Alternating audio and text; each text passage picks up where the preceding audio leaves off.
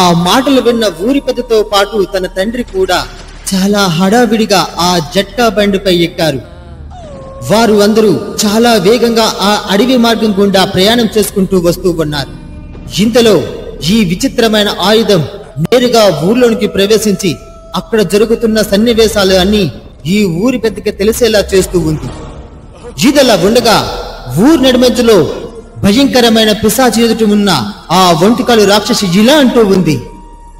మాతా మగుళక పిశాచి, సమయం ఆసన్నమవుతుంది. ఆకాశం నుంచి పిశాచి పిడుగు పడే సమయం ఆసన్నమవుతుంది. ఆ సమయంలో ఈమెను గనక నువ్వు బలి తీసుకోగలిగితే ఈమెకి పునర్జన్మ ఉండదు. ఈమె రక్తం నేలపై పడకుండా మన పిండి ప్రేతాత్మలు చాలా జాగ్రత్తగా వ్యవహరిస్తాయి. త్వరగా బలి తీసుకోండి, లేకపోతే మీరు తిరిగి మరలా రాతి రూపానికి మారిపోతారు అని ఆ ఒంటికాలు పిశాచి మొక్కుల పిశాచితో చెప్పింది. ఆ మాటలు ఉన్న ఆ భయంకరమైన పిశాచి జిలా అంటూ ఉంది. లెస్స పలికితివి ఒంటికాలి పిశాచి. ఈ దినమే దీనికి మరణదండన. దీని ఒంటిలో ఉండే రక్తాన్ని తాగగలిగితే నాకు అమరత్వం పొందుతాను. పిండి పిశాచాలారా, మంత్రోచ్చారణ జరిపించండి. ఆకాశం నుంచి పిడిగిబడే సమయానికి దీని శిరస్సు తెగ నేలపై పడాలి అని ఆ భయంకరమైన పిశాచి పిండి పిశాచులతో చెప్పింది. ఆ మాటలు విన్న ఈ భయంకరమైన ఆయుధం నేరుగా అడవి మార్గం గుండా వస్తూ ఉన్న ఈ ఊరి పెద్ద వద్దకు వచ్చింది. తనతో ఇలా అంటూ ఉంది. మిత్రమా, త్వరగా వెళ్ళండి. ఊరిలో మన పరిస్థితులు అన్నీ చెయ్యి దాటిపోయేలా ఉన్నాయి. ఆకాశం నుంచి వచ్చే ఆ భయంకరమైన ప్రేతాత్మ పిడుగు నేలపై పడగానే మీ భార్యని అంతమొందిస్తారంట. త్వరగా ప్రవేశించండి మిత్రమా. ఈలోపు ఆకాశం నుంచి పడే ఆ పిడిగిని ఆపడానికి నేను ప్రయత్నం చేస్తాను. వెళ్ళండి, త్వరగా వెళ్ళండి అని ఈ యొక్క భయంకరమైన ఆయుధం ఊరి పెద్దతో చెప్పింది.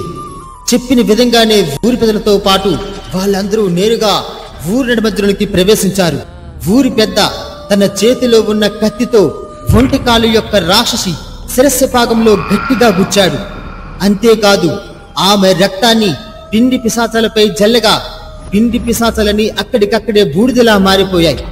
ఈదలా ఉండగా ఈ భయంకరమైన మొకుల పిశాచి గట్టిగా నవ్వుతూ తన కంటెలోంచి అగ్నిజ్వాలను తన పైకి విసిరబోతూ ఉంది. ఇంతలో ఈ ఒంటికాల రాక్షసి యొక్క పిశాచి శిరస్సు భాగం నేరుగా ఈ ఊరి పెద్ద భార్య అయిన ప్రమోద యొక్క శిరస్సుని అక్కడికక్కడే తెగ నరికింది. అది చూసిన వెంటనే ఈ యొక్క ఊరి పెద్ద ఆ రక్త చుక్కను నేరుగా తన అరచేతిలో పట్టుకొని నేలపై పడేలా చేశాడు. వెంటనే ఊరి పెద్ద భార్య అయిన ప్రమోద తిరిగి మరలా సజీవరాలైంది.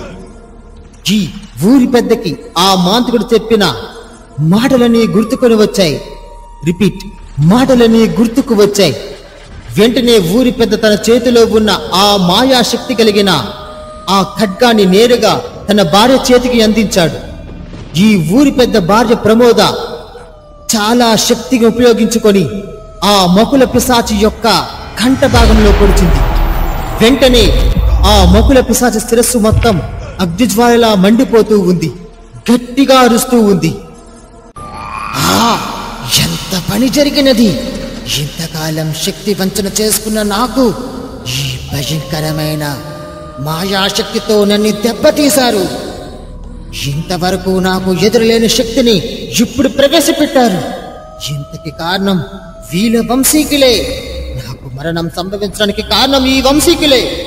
ఇప్పుడు కాకపోయినా పునర్జన్మలో అయినా సరే మీపై కక్ష తీర్చుకుంటాను, మిమ్మల్ని విడిచిపెట్టను అని ఆ పిశాచి అక్కడికక్కడే బూడిదలా మారిపోయింది. ఊరి చివరన ఉన్న ఆ మరణాల దిబ్బ వద్ద ఉన్న పెద్ద మర్రి చెట్టు కూడా అక్కడికక్కడే కాలి బూడిదగా మారిపోయింది. ఇది ఎంతా గమనించిన ఆ భయంకరమైన వ్యక్తి ఊరి మధ్యలోకి వచ్చి ఇలా అంటూ ఉన్నాడు. ఇంతకాలానికి ఈ పిశాచాల్ని సమూలంగా నాశనం చేయగలిగాం. అందుకు కారణం ఈ గ్రామస్తులైన ఈ ఊరి పెద్ద కుటుంబీకులే. మీకు ఎల్లవేళలా రుణపడి ఉంటాం అని ఆ భయంకరమైన వ్యక్తి వీళ్ళతో చెప్పాడు. ఇదలా ఉండగా ఊరి పెద్ద మాత్రం తన భార్యను చూసి ఇలా అంటూ ఉన్నాడు. ప్రమోద, నువ్వంతా క్షేమంగా ఉన్నావు కదా? నీకేమీ కాలేదు కదా? నిజంగా నీ వల్లే ఈ భయంకరమైన పిశాచి పూర్తిగా నాశనం చేయగలిగాం. మన పూర్వీకులు చెప్పిన విధంగా అంతా చేయడం వల్ల, నా స్నేహితుడైన ఈ మాయా ఆయుధం వల్ల మాత్రమే ఇదంతా నేను సాధించుకోగలిగాను. మన ఊరి ప్రజలతో పాటు మన కుటుంబాన్ని కూడా రక్షించుకోగలిగాను. ఇప్పుడే ఊర్లోని ప్రజలందరినీ బయటికి ప్రవేశపెడతాం అని చెప్పి ఊరి పెద్ద నేరుగా ఆ భయంకరమైన గృహలోనికి ప్రవేశపెట్టాడు. రిపీట్ అని చెప్పి ఊరి పెద్ద ఊరి నడిమధ్యలో ఉన్న ఆ గృహలోనికి ప్రవేశించాడు. ఊరి పెద్దను చూసి ఊరి పెద్దందరూ చాలా సంతోషించారు. వాళ్ళందరూ ఊరి పెద్దతో ఇలా అంటూ ఉన్నారు. అయ్యా అయ్యా, మీరు వచ్చారా అయ్యా? మిమ్మల్ని చూస్తూ ఉంటే మాకు చాలా ఆనందంగా ఉంది. అయ్యా, ఈ ఊర్లో శక్తులన్నీ పోయాయా? పిశాచులన్నీ మొత్తం నాశనం అయిపోయాయా? చెప్పండి అయ్యా, చెప్పండి అని ఊర్లో ప్రజలందరూ ఊరి పెద్దని అడిగారు. ఆ మాటలు విన్న ఊరి పెద్ద ఇలా అంటూ ఉన్నాడు. ప్రజలారా, ఇక ఎవరూ భయపడనవసరం లేదు. ఇకపై రాత్రి సమయంలో ఎటువంటి దుష్ట శరీర పూజలు కూడా చేయవలసిన పని లేదు. మరణాల దిబ్బ వద్ద ఉన్న ఆ భయంకరమైన చెట్టు కూడా పూర్తిగా నాశనం అయ్యింది. ఇక ఎటువంటి పిండి ప్రీతాత్మలు లాంటివి మన ఊర్లోనికి ప్రవేశించబడవు. ఇక సన్మూలనంగా నాశనం చేయగలిగాం. ఇక అందరూ బయటికి రండి అని ఊరి పెద్ద చెప్పగా ఊర్లో పెద్దందరూ నేరుగా ఊరి నడిమధ్యలోనికి ప్రవేశించారు. ఇంతలో ఈ ఊరి పెద్ద రామానంద తండ్రి కూడా చాలా సంతోషించాడు. అంతేకాదు, తన రూపం పూర్తిగా మారిపోయింది. ఇంతకు పూర్వం ఏ విధంగా ఉన్నాడో తిరిగి మరలా అదే రూపాన్ని పొందాడు. అది చూసి ఊళ్ళో పెద్దందరూ కూడా చాలా ఆనందపడ్డారు. ఇది ఎంత గమనించినా ఈ మాయాశక్తివంతమైన ఆయుధం ఊరి పెద్దతో ఇలా అంటూ ఉంది. మిత్రమా, నీ కథ సుఖాంతమయ్యింది. ఈ ఊళ్ళో పెద్దందరూ చాలా ఆనందంగా జీవించగలుగుతారు. నీకు ఎట్టి పరిస్థితుల్లోనూ ఎటువంటి సమయంలోనా సరే సహాయం చేయగలిగితే, సహాయం కోరగలిగితే ఖచ్చితంగా నేను నీకు సహాయం చేయబడతాను. ఆ విషయంలో నువ్వు ఎట్టి పరిస్థితుల్లోనూ మొహమాట పడవద్దు. నువ్వు నాకు మంచి మిత్రుడివి అని చెప్పి ఆ మాయా కత్తి ఆ భయంకరమైన వ్యక్తి దేహంలోనికి ప్రవేశించింది. వెంటనే ఆ భయంకరమైన వ్యక్తి కూడా ఒక పక్షి వలె మారిపోయి అక్కడి నుంచి ఎగిరిపోయాడు. ఇది ఎంత గమనించినా ఈ ఊళ్ళో ప్రజలందరూ కూడా చాలా ఆశ్చర్యపడిపోయారు.